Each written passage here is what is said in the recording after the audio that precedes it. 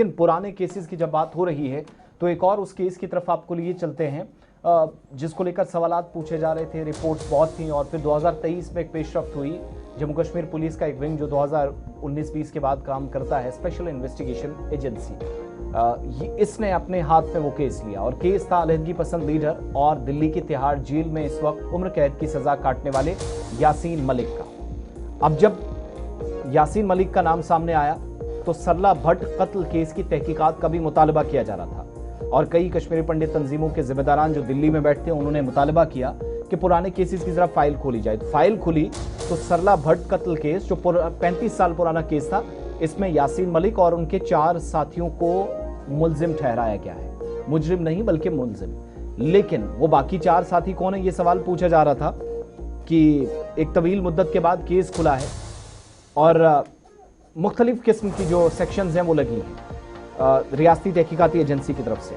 कश्मीरी पंडित जो नर्स सरला भट्ट थी, इनको अगवा किया गया। कत्ल केस से शवाहिद जमा करते हुए यासीन मलिक और 4 साथियों के इन्हें जब मुलजिम करार दिया गया है तो श्रीनगर की स्पेशल अदालत में चार्जशीट फाइल हो चुकी है। तफसीली चार्जशीट में मुलजिमान पर जो इल्जाम लगे हैं जिसमें यासीन मलिक भी है, अगवा, गैरकानूनी तौर पर रोकना, कत्ल करना, एविडेंसेस को मिटाना, क्रिमिनल कॉन्स्पिरेसी या मुजरिमाना साजिश, फिर दहशतगर्दी और तकरीबी सरगर्मियों और गैर कानूनी हथियार रखने समेत मुख्तलिफ दफात के तहत सेक्शंस लगाकर इल्जाम आयद किए गए हैं। एसआईए इस मामले में ये कह रही है कि चार्जशीट एक वाज़ेह पैगाम है और एक मजबूत पैगाम भी कि केस कितना ही पुराना हो, दहशतगर्दी के जराइम माफ नहीं हो सकते। तहकीकात के दौरान महफूज गवाहों के बयानात एसआईए के मुताबिक रिकॉर्ड किए गए, एनी शाहिदीन के बयानात रिकॉर्ड किए गए, फॉरेंसिक टीम, बैलिस्टिक तज्जिए और जो मेडिकल एविडेंसेस थे, डॉक्यूमेंट की जो रिकॉर्ड था, इलेक्ट्रॉनिक शवाहिद थे, वसी पैमाने पर ज़मीनी तहकीकात की मदद से इस वाक़े की पूरी कड़ी को दोबारा जोड़ा गया और एजेंसी के मुताबिक तहकीकात में यह साबित हुआ कि सरला भट्ट को कत्ल करने के बाद मुखबिर करार देने का जो इल्ज़ाम मुकम्मल तौर पर लगाया गया वो बेबुनियाद था। दहशतगर्दों ने पहले से तयशुदा कत्ल को अपने मंसूबे के मुताबिक झूठा बहाना बनाकर यह किया। एसआईए के मुताबिक तहकीकात से हासिल होने वाली शवाहिद से यह भी साबित हुआ कि यह कत्ल JKLF के मुनज़्ज़म दहशतगर्द मुहिम का हिस्सा था जिसका मकसद बेगुनाह शहरियों, खास तौर पर कश्मीरी पंडित बरादरी में खौफ फैलाना, उन्हें कश्मीर वादी छोड़ने पर मजबूर करना और तंजीम से जो अलहदगी पसंदी का एजेंडा उसको आगे बढ़ाना भी था। तिहाड़ जेल में बंद उम्र कैद की सजा काट रहे यासीन मलिक के खिलाफ ये केस तो लगा ही, लेकिन उनके अलावा दीगर कुछ लोग भी हैं।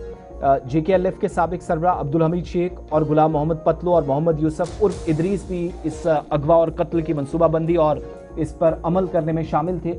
अब्दुल हमीद शेख और मोहम्मद यूसुफ उर्फ इदरीस के बारे में कहा जाता है कि 1990 की दहाई में मारे गए थे, जबकि गुलाम मोहम्मद पतलू का बीमारी के बाद 2018 में इंतकाल हुआ।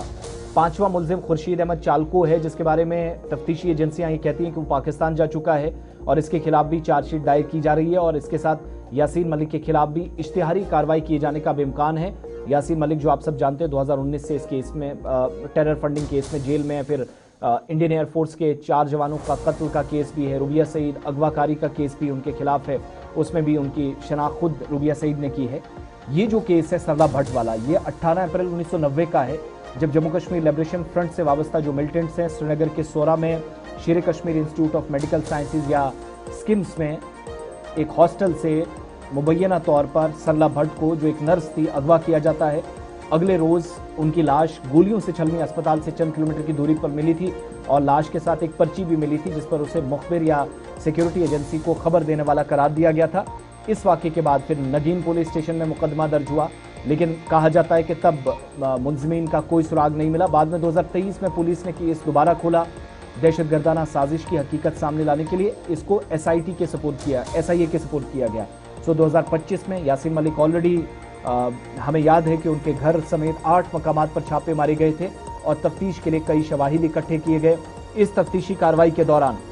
टीम ने जाए वारदात की दोबारा जांच की, दोबारा सीन क्रिएट किए, कई मुतलका अफराद केस के आसपास जो थोड़ा बहुत भी जानते थे पूछताछ की, रिकॉर्ड किए गए, केस के मुख्तलिफ पहलुओं को असर नौ शुरू किया और दहशतगर्दों की मुबैना फंडिंग के केस में पहले से आप सब जानते हैं कि एक फैसला यासीन मलिक के खिलाफ गया था जिसमें उम्र कैद की सज़ा काट रहे हैं और NIA उस केस को अब उम्र कैद को सजाए मौत में तब्दील करने की कोशिश कर रही है। वो जो केस दिल्ली में है, लेकिन एक नया केस अब उनके खिलाफ शुरू हुआ है, इसमें भी इश्तिहारी कार्रवाई का इम्कान है। बहरहाल पुराना केस अब इसमें मुलजिम से मुजरिम तक की जो कहानी है, जो एविडेंसेस हैं, क्या वो पूरे हैं, वो साबित करेंगे कि यासीन मलिक उनके साथियों ने सब काम किया या कोई और अफराद इसमें मुलव्विस थे। ये चीज़ें अभी तय होना बाकी है। ज़हूर,